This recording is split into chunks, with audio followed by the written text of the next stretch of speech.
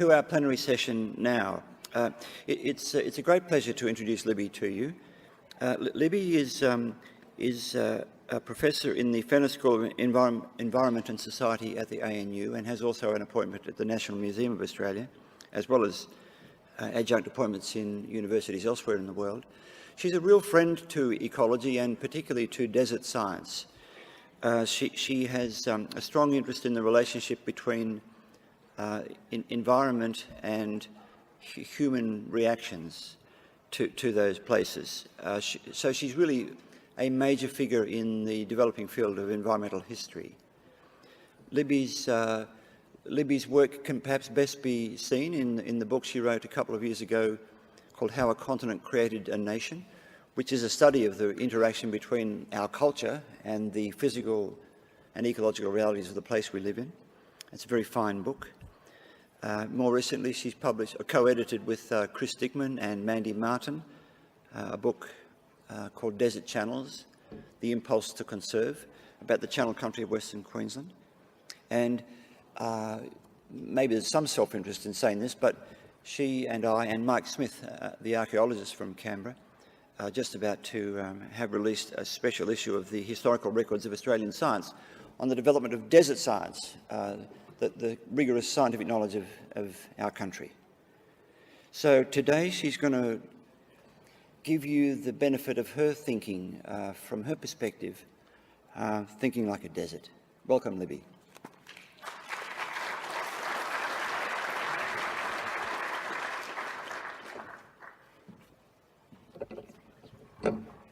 Thank you, Steve, and thank you, all of you, for coming. I know it's hard straight after lunch, so I hope that it'll be well worth your while.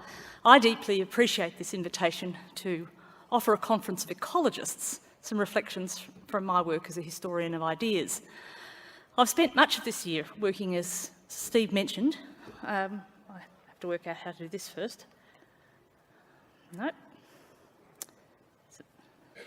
How do I move this forward? It doesn't... Sorry. Technical stuff.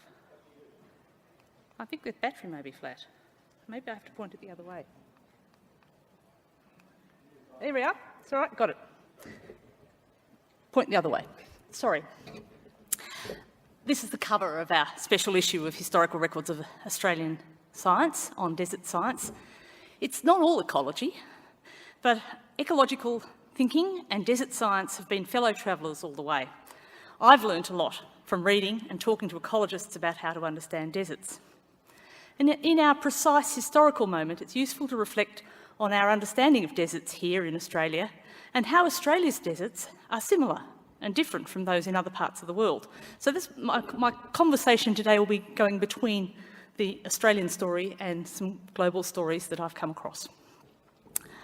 I'm absolutely thrilled to spend a week with ecologists and especially delighted to be here in Alice Springs.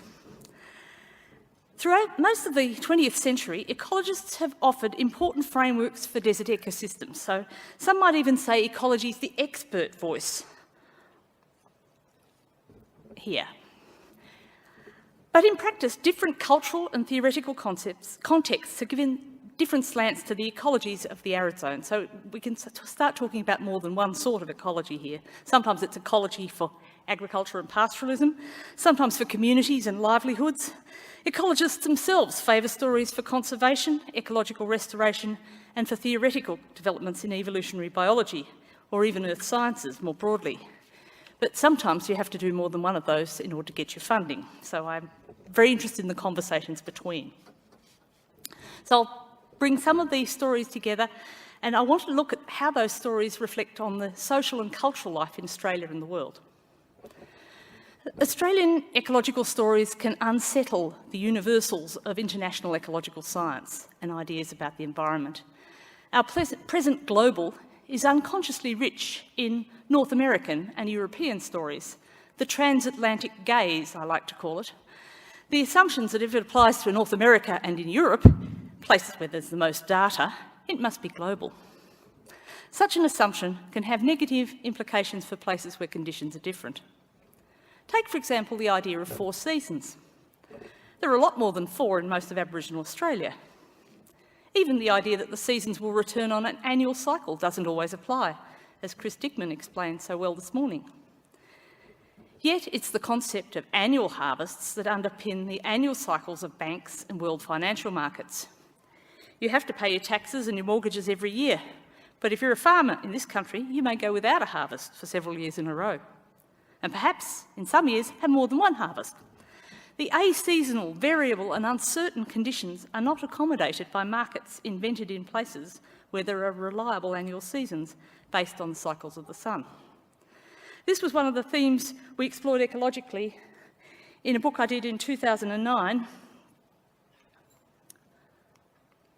with Rob Heinsohn and Leo Joseph that you may have seen on the CSIRO publishing table here.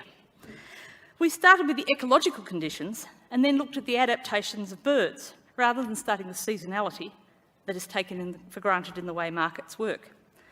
We used ecological and historical stories to unsettle the so-called global economic truth and show that they actually often lack both a workable timescale and a sense of place.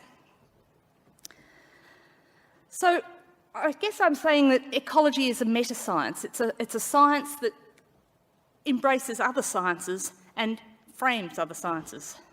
When studying how deserts work, the insights and frameworks of ecology are very important, but ecologists are not working in isolation. The understanding of the distinctive boom and bust cycles of nature and their implications for human settlements in Australian arid zone have evolved through partnerships, conversations between basic life sciences and applied sciences, particularly perhaps development sciences such as land system science, agricultural science, agronomy, rangeland science, agristology, pedology, and animal health science. How we think about deserts in any given era depends a lot on who else is thinking about them too and what they want to do with them. In 1949, an American forester philosopher, Aldo Leopold, wrote an essay called Thinking Like a Mountain. He urged his countrymen to consider the mountain an actor in history, and how the story of deer and forests would appear to the mountain in New Mexico rather than to the hunters and foresters who were squabbling about how to manage it. Leopold urged a deeper temporal scale and a non-human perspective, a truly ecological perspective that also had ethical implications. He wrote another lovely essay called The Land Ethic that explored the idea of ecological ethics further. So just to give you a flavour of Leopold, the cowman who clears his range of wolves does not realise he's taking over the wolf's job of trimming the herd to fit the range. He has not learnt to think like a mountain.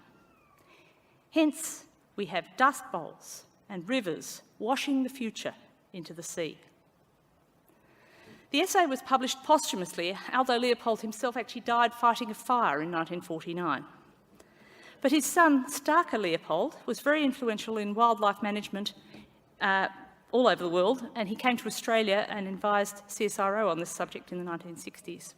So in this talk, I want to use the Leopold idea, but to think like a desert rather than a mountain. So understanding the world needs a range of perspectives, including those of non-human actors. It's powerful to think of mountains and deserts having agency in history. Deserts have certainly had a role in developing a distinctive national identity in Australia. And I want to argue here that they also shape scientific ideas in Australia's relations with the rest of the world, to say nothing of funding for Australian science. Let's begin with one of the early ecologists of Australia who thought like a desert. The dirty 30s were nightmare years for pastoralists in the Dust Bowl, in the Great Plains of the United States. And in Australia, as in America, it was a time of extended drought. Soil erosion was a creeping mortal sickness. Francis Radcliffe was an ecologist trained under Charles Elton in the Bureau of Animal Ecology in Oxford. He'd already visited in the 1920s to tackle the problem of flying fox for the fruit growers of Queensland. He was invited back in 1936 to look into the problem of soil drift at a time when inland Australia was, in his words, nothing less than a battlefield. The Empire Marketing Board in London had pushed the colonies and dominions to work harder to feed the world. in the 1920s context of concern about global population. The grow more wheat year of 1929 was a disaster. Further inland, overstocking and rabbits completed the picture. This was a push too far for Australia's agricultural and pastoral aspirations. Radcliffe took his motorbike out to the arid pastoral belt of inland South Australia and southwest Queensland, visiting stations where in most cases so-called average rainfall had not fallen for 14 consecutive years from the mid-20s onwards.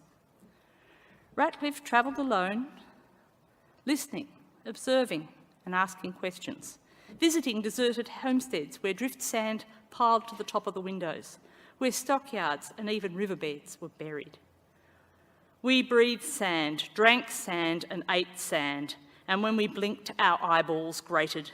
Sand was in the butter, in the sugar, in the cake and in the vegetables. Dinner was sometimes even served under the tablecloth, and Radcliffe had to learn to eat blind, snatching mouthfuls from under the cloth before too much sand collected in the food.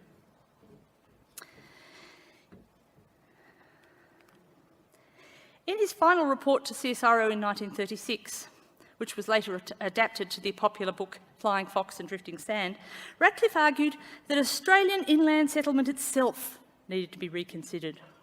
Soil erosion had social as well as natural dimensions. Life in the kingdoms of dust threatened sanity. In the end, Radcliffe concluded that there was a fatal mismatch between civilised expectations and ecological possibilities.